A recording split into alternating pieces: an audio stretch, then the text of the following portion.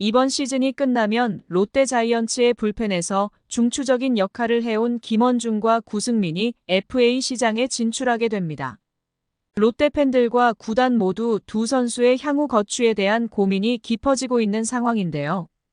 김원중과 구승민은 롯데 불펜진에서 없어서는 안 될 중요한 선수들로서 이들의 FA 진출은 롯데의 미래 계획에 상당한 영향을 미칠 수 있습니다.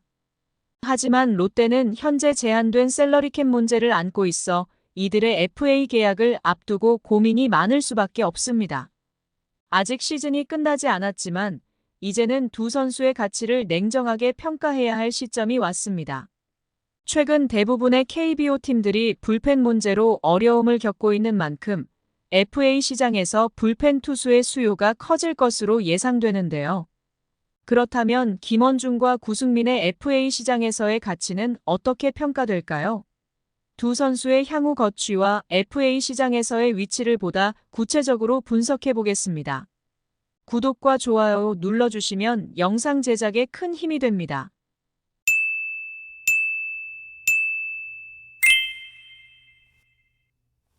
우선 롯데는 김원중과 구승민을 잃는다는 것은 팀에게 매우 큰 타격일 것입니다.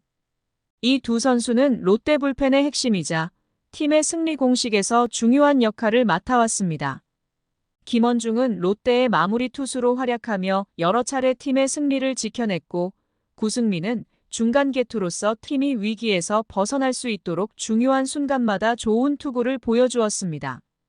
이 두 선수가 FA로 나가게 될 경우 롯데 불펜의 공백을 메울 수 있는 대체 자원이 현재로서는 마땅치 않은 상황입니다. 더욱이 불펜진의 과부하 문제는 KBO 리그 전체의 공통된 문제점으로 대두되고 있어 롯데 역시 이러한 상황을 감안하지 않을 수 없을 것입니다. 두 선수의 시장 가치는 롯데뿐만 아니라 다른 구단에서도 주목하고 있는 만큼 FA 시장에서의 경쟁은 불가피할 것으로 보입니다. 김원중은 2012년 롯데에 입단한 후 여러 차례 부상과 재활을 거쳤으며 2015년부터 본격적으로 1군에서 활약하기 시작했습니다. 김원중은 입단 당시 차세대 선발 투수로 큰 기대를 받았으나 군 복무 이후 선발로는 다소 기복이 있는 성적을 보여주었습니다. 이후 2019년 후반기부터 중간 개투로 전환하면서 안정적인 투구를 선보였고 2020년부터는 롯데의 마무리 투수로 자리 잡았습니다. 특히 그는 롯데 구단 역사상 최초로 개인 통산 100세이브를 기록하는 등 마무리 투수로서의 입지를 굳건히 다졌습니다. 2021년 시즌에는 커리어 하이인 35세이브를 기록하며 롯데 마운드의 중심을 지켰고 부상으로 시즌 시작이 늦어졌던 2022년을 제외하고는 매 시즌 평균 60이닝 이상을 소화하며 롯데의 대체 불가 자원으로 평가받고 있습니다. 김원중은 그동안 큰 부상 없이 시즌을 소화해왔으며 그의 긴 머리 스타일은 마케팅적인 측면에서도 높은 가치를 지니고 있습니다. 특히 롯데의 팬들 사이에서는 그의 독특한 캐릭터와 강력한 투구가 큰 인기를 끌고 있죠. 하지만 올 시즌 후반기 들어 다소 기복 있는 모습을 보였다는 점이 아쉽습니다. 특히 마무리 투수로서의 역할을 수행하는 데 있어 블론 세이브가 6개에 달하면서 중요한 순간에 팀의 승리를 지키지 못한 경우가 여러 차례 발생했습니다. 김원중의 평균 자책점은 3.52로 크게 나쁜 수치는 아니지만 후반기에 들어서 그의 패스트볼의 회전수 기복이 심해지면서 포크볼에 대한 의존도가 높아진 점이 문제로 지적되고 있습니다. 상대 타자들은 이러한 김원중의 패턴을 파악하면서 포크볼을 노리는 경향을 보였고 이로 인해 블론 세이브가 늘어난 것으로 분석됩니다. 김원중은 평균 구속이 140대 후반에 이르며 최고 속도는 153km에 달하는 빠른 패스트볼을 구사합니다. 그의 주요 무기는 높은 릴리스 포인트에서 나오는 패스트볼과 낙차 큰 스플리터로 상대 타자들을 압도하는 위력을 자랑합니다. 우타자를 상대할 때는 커브와 슬라이더를, 좌타자를 상대할 때는 스플리터를 주로 던지며 최근에는 포크볼을 좌우 타자 모두에게 결정구로 사용하는 등 다양한 구종을 구사하고 있습니다.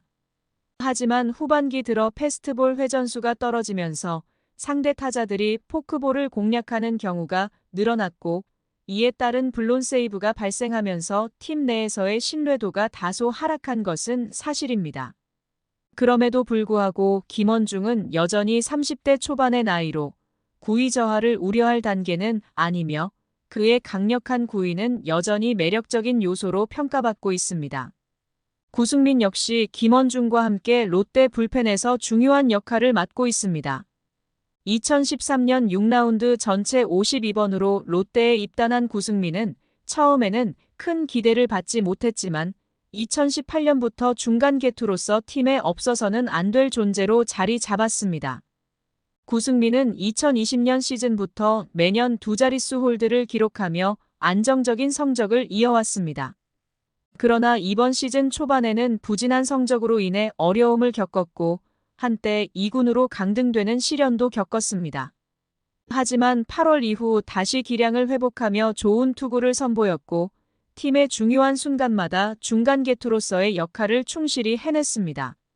구승민의 나이는 이제 30대 중반으로 접어들고 있어 그의 장기적인 활약에 대한 우려도 제기되고 있지만 그는 여전히 충분한 기량을 보여주고 있는 불펜 투수입니다. 김원중과 구승민의 FA 가치는 현재 시장에서 매우 높게 평가될 가능성이 큽니다. 특히 김재윤이 삼성과 4년 최대 58억 원의 FA 계약을 체결한 것이 두 선수의 계약의 중요한 기준점이 될 수 있습니다. 김원중은 아직 30대 초반의 나이로 김재윤보다 더 나은 대우를 원할 가능성이 높으며 롯데 역시 그를 잔류시키기 위해 많은 노력을 기울일 것으로 보입니다. 그러나 롯데는 이미 정대현, 윤기련, 손승락 등 FA 불펜 투수들에게 큰 투자를 했음에도 불구하고 기대에 못 미치는 성적을 기록한 경험이 있어 이번 FA 시장에서도 신중한 접근을 할 수밖에 없는 상황입니다. 또한 FA 시장에서 다른 구단들과의 경쟁이 치열해질 경우 롯데는 두 선수의 잔류를 장담할 수 없을지도 모릅니다. 불펜 투수의 수요는 여전히 높습니다. 대부분의 팀들이 불펜 문제로 인해 시즌 내내 고전해왔고 불펜진 강화가 곧 팀의 승패를 좌우할 수 있는 중요한 요소로 작용하고 있기 때문입니다. 김원중과 구승민이 FA 시장에서 많은 관심을 받을 가능성이 높은 것도 이러한 이유 때문입니다. 롯데가 두 선수를 잔류시키기 위해 어떤 전략을 펼칠지, 그리고 두 선수가 FA 시장에서 어떤 선택을 하게 될지 주목됩니다. 결국 김원중과 구승민은 롯데 마운드의 상징적인 존재로 롯데 구단과 팬들에게 매우 중요한 선수들입니다. 이들이 FA 시장에서 어떤 행보를 보일지, 그리고 롯데가 이들의 잔류를 위해 어떤 노력을 기울일지 앞으로의 상황을 지켜봐야 할 것입니다. 두 선수가 FA 시장에서 롯데와의 재계약에 성공할지, 아니면 다른 팀으로 이적할지, 그 귀추가 주목되는 가운데 롯데의 미래 불펜진 구성이 어떻게 될지도 큰 관심사로 떠오르고 있습니다. 시청해주셔서 감사합니다. 지금 구독을 누르시면 행운이 찾아옵니다.